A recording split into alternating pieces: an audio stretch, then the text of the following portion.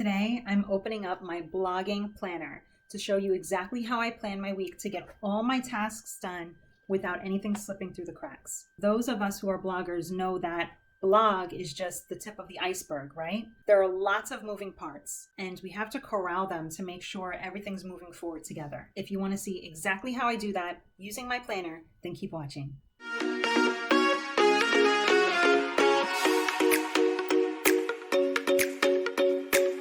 This year, I'm using the Happy Planner dashboard layout as my blogging planner. I switched covers with the color block layout because I love this design and feel for business much more than the flowers, which feel more homey to me. It just better suits my taste.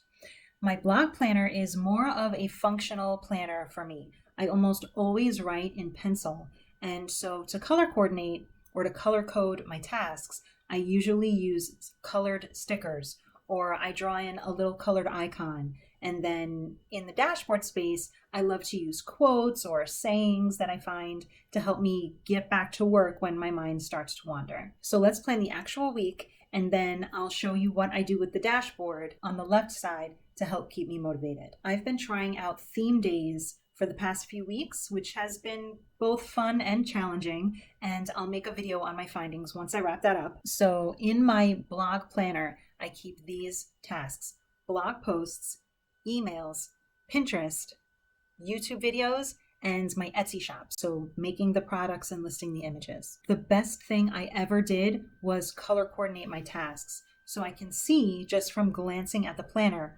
what kind of work is coming for that day.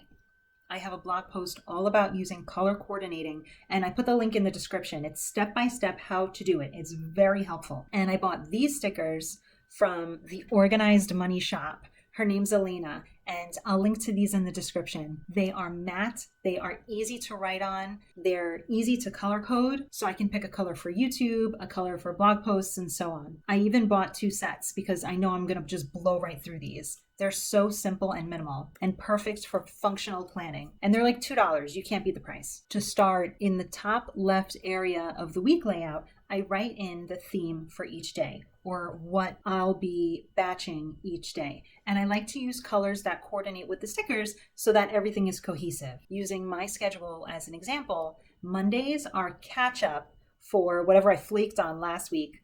Tuesday is YouTube, outline writing, filming, editing, thumbnails, deciding where to share the videos. Wednesday and Thursday are blog posts, writing and publishing, making the images and graphics, doing the research, making that first set of Pinterest pins. And Friday is emails and also catch up. Emails takes a shorter period of time, so that's either batch writing the emails for the month or taking a few minutes that day to insert links to new videos or posts into the draft emails. Saturday is Etsy and Pinterest, researching and making new printables to add to my Etsy shop, making a batch of new pins for old content all at once. And Sunday, I try very hard not to work. It doesn't always happen, but that's my goal. Next is filling up the days of my week spread.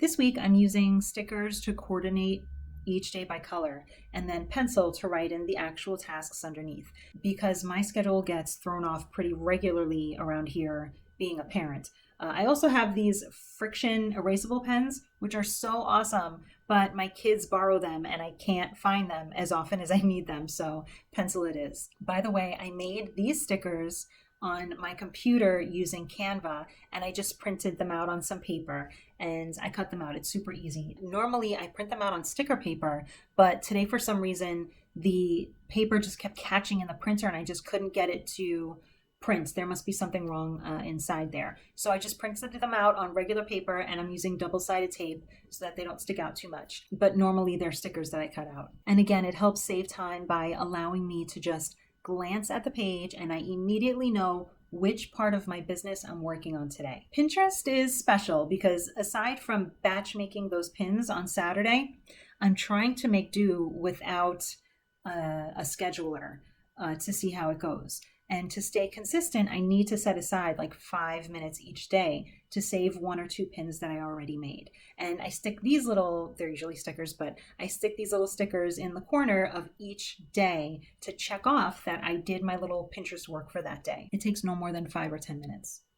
As far as actual tasks go, as I fill out the week and I think about what tasks need to be done, I don't want to give myself more than 3 tasks per day. Remember, I have a job, so all of this work gets done like in the margins. So early morning, late night, in between my job tasks. So that's why this dashboard layout is so great. It's useful because I'm not filling the whole day with things to do. It's almost like a mini checklist for each day. And 3 tasks a day, when those tasks are doing something positive for my business, they are intentional tasks. They feel like a solid accomplishment. And if I didn't get to 1 task on a given day, I have 2 catch-up days to make up for it. And if I did get everything done that week, I can use the catch-up day for busy work like bookkeeping, recording stats, looking into some new software or whatever that doesn't have to be done every single week, checking out a course. Now for the left side, the dashboard, I have like a love-hate relationship with. I've tried plenty of lists and brainstorming ideas and things to go here, and I just don't like using it that way because then I have to remember which week I wrote the list in, and I keep looking backward through the pages and it's just not time efficient. So I threw my hands in the air and I'm using now a little space for jotting down the next week's tasks that I don't want to forget. And the rest of the space is for helping me stay on track. For example, having a weekly word or a quote or affirmation that I'm feeling is relevant for me this week. I just print them out and tape them onto the planner. And then when my eyes start wandering away from what I'm supposed to be doing, I can use this page to bring me back. And I leave these little blank framed spaces in case I come across a word or a quote that I think will be helpful to keep in mind this week that I can just write in. So I have that nice little blank space that I can use for that. You know, this is my business and nobody is looking over my shoulder or telling me what to do. It's just me. And it's easy to put other, sometimes less important things in front of this work since it doesn't matter to anybody else whether it gets done or not. So I have to sometimes be creative with the ways I can light a fire under my butt and keep it moving. And this works, it works well. As the week goes by, when I finish a task, I check it off. And if the day is over and I didn't get to something, I put a little arrow through the box and I write it on the next catch-up day. That way nothing gets left behind. And I also saved this little section up top, this left corner, for a not to-do list. This is a great space for me to remind myself of the things that are distracting to me that I need to keep away while I'm working. So if I'm working and I go to pick up my phone to, quote, check my email, which means scroll through YouTube, I will pause and I'll write on the first line, mindless scrolling, right? Or if I find myself with too many tabs open on my web browser, drawing my attention, I'll write that on the next line, too many tabs open.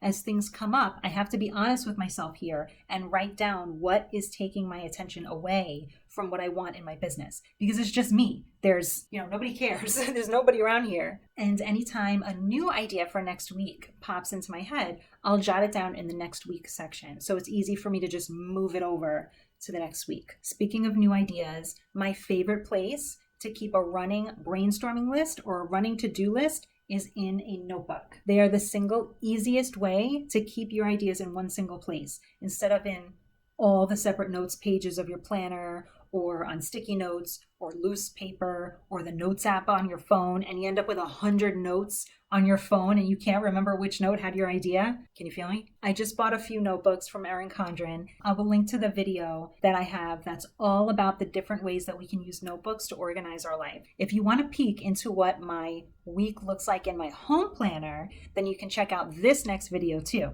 And I will see you soon.